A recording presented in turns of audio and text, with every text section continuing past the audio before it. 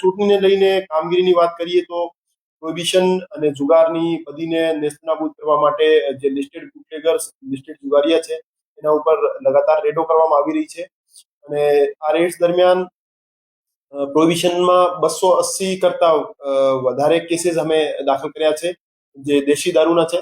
આની સાથે સાથે 90 જેવા કેસીસ ઇંગ્લિશ દારૂના અમે દાખલ કર્યા છે. અને ટોટલ વાત કરીએ તો 70 લાખ કરતા વધારે કિંમતનો દારૂ આચારસંહિતા દરમિયાન પકડવામાં આવેલ છે.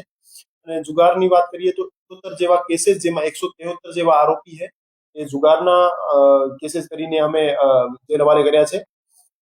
આ સિવાય અટકાયતી પગલાંની કામગીરી પણ જોરશોરથી ચાલી રહી છે. તમામ પોલીસ સ્ટેશનમાં અટકાયતી પગલાં જેવા બીએનએસએસની વેરિયસ સેક્શન્સ, પ્રોહિબિશનની સેક્શન 93 અને પાસા તડીપાર જેવી કાર્યવાહીઓ ચાલુ છે. ટોટલ રાજકોટ શહેર પોલીસમાં આ દિવસ સુધી આચાર સંહિતા દરમિયાન 21 જેવા પાસા મંજૂર કર્યા છે અને 5 જેવા હદપાર પ્રપોઝલ છે એ પાસ કર્યા છે.